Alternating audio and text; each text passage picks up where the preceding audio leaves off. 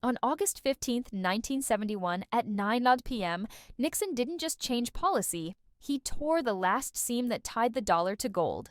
What followed wasn't a mistake, it was a plan, and the people who set it in motion knew exactly who would pay the cost.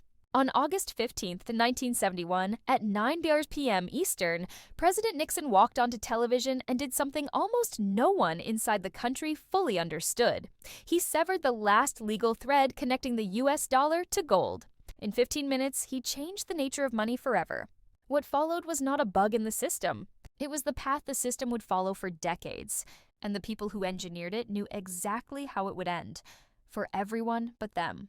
6 years before that night, in July 1965, a French naval vessel was quietly loading gold in New York Harbor. French officials were physically leading bars onto the ship, converting paper dollars into metal under rights granted by the post-war system. This wasn't a single dramatic gesture, it was part of a broader pattern. France alone would withdraw tremendous tonnages over the next few years. Germany did the same. Central bank vaults, once overflowing, began to bleed metal. The American vault that had once held over 20,000 metric tons of gold was being drained, and the numbers stopped adding up. There were more foreign claims on US dollars for gold than there was gold to deliver. The math broke, and someone in the room with power decided to break the link first, on their terms. If you want the obvious lesson from that history, it's this. When a currency's backing is removed by decree, something else replaces it. And that else is always inflation, always debt expansion, and always a transfer of wealth away from those who hold fixed claims in nominal dollars. But listen carefully, because most people stop at the cliché. The deeper truth is more strategic and far more cynical. The move in 1971 didn't merely free the government to create more money, it created an entire operating model where the short-term political demand for stability could be satisfied by pushing the cost on to the future, and on the wide middle class that kept its savings in plain dollars. Why does this matter right now? Because the machinery started in 1971 has been running on autopilot for decades. Each crisis gave the state a reason to push more liabilities onto the balance sheet. Each bailout normalized the idea that debt could be increased indefinitely, and each time money was created, purchasing power was quietly confiscated from savers. The people at the top weren't passive beneficiaries. They helped design incentives that let them accumulate assets that would outpace the slow theft of purchasing power. You probably think that's dramatic. It isn't. It's how one civilization turns social promises into profits for the few. Think 5 steps ahead with me. Step 1, the currency is unmoored. Step 2, governments can flood the economy with paper when politics demands it. Step 3, capital chases scarce, real assets, not paper promises. Step 4, elites use information advantages, diplomatic access, and offshore structures to escape nominal losses before they are visible. Step 5, ordinary savers, too slow to react, hold the bills that now buy less and less. That sequence is not theory, it's recorded history. You need to understand how urgent this is, because almost every institution telling you to stay invested rests on the assumption that trust will hold. But trust is a fragile aggregate of many small choices. When elites begin to choose differently, trust erodes. You remember 2008? The men in power didn't lose money. Governments backstopped them. The losses were socialized in a way that protected a few and punished many. Now imagine that on a currency-wide scale, and you begin to see why the decision in 1971 was the opening chapter, not the final one. Let me be blunt.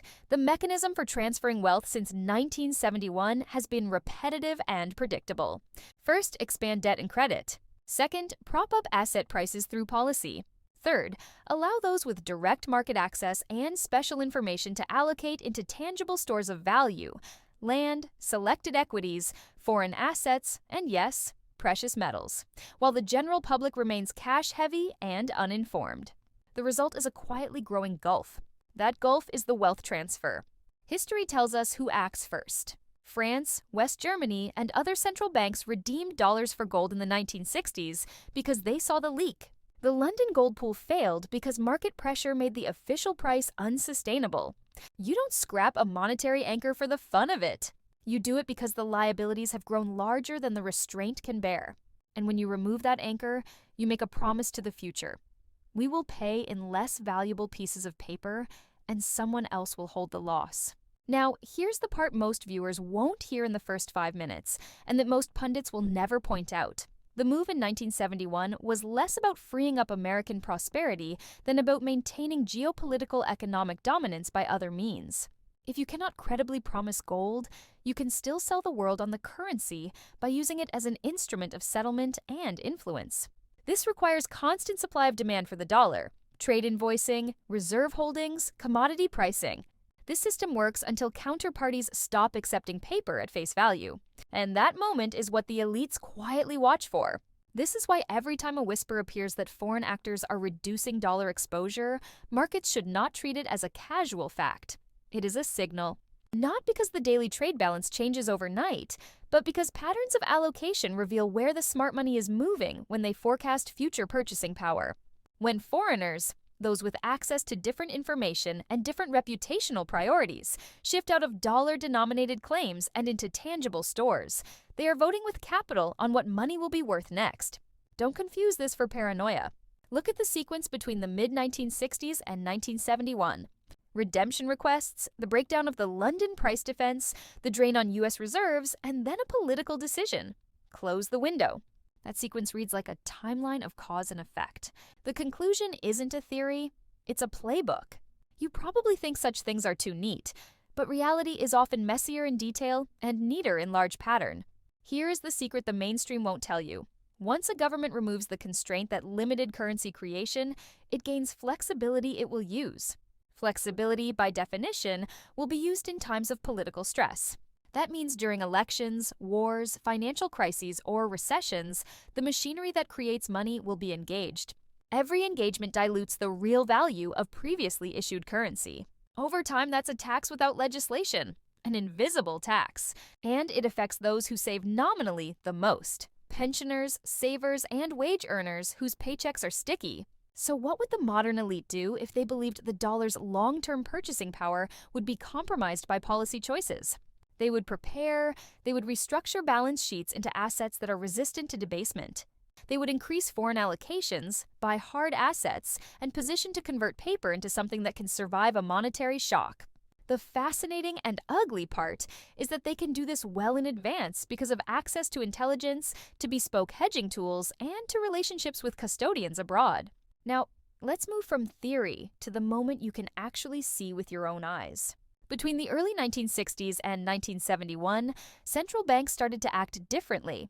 They didn't announce it in press conferences. They asked for gold at the Federal Reserve window. They negotiated quietly. When the numbers started to show that foreign claims exceeded U.S. gold, the choice was obvious to those that understood balance sheets. Either fight a losing battle to defend a fixed price with finite metal, or stop promising conversion. What Nixon did was the political version of cutting an anchor line in a storm. It was a decision to keep the ship afloat at the cost of flooding other compartments. Let me say this plainly. The decades after 1971 taught a generation how to profit in a world where money can be created without constraint. They learned to use leverage safely because policy would backstop systemically important institutions. They learned that when things break, authorities will do what it takes to avoid immediate pain. That created a moral hazard. And moral hazard creates risk that is concentrated in the pockets of people who don't feel it first. And who are those people? Not the ones with the least information, not the ones with the least access. Now you need specifics, so pay attention.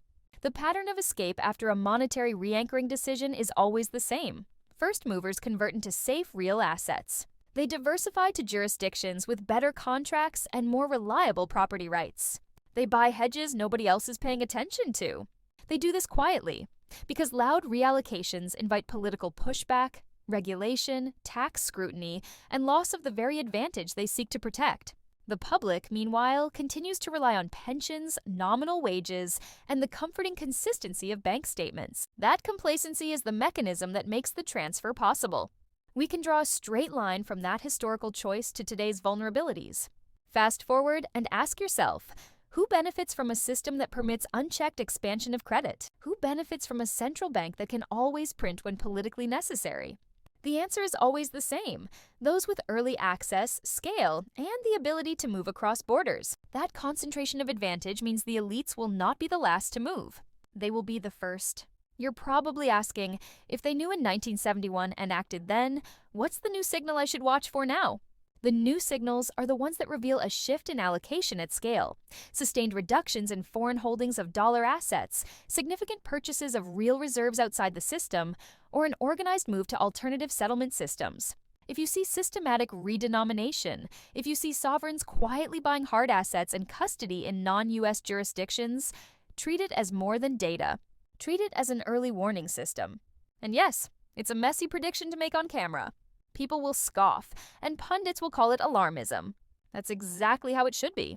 The system depends on that scoff to preserve the status quo.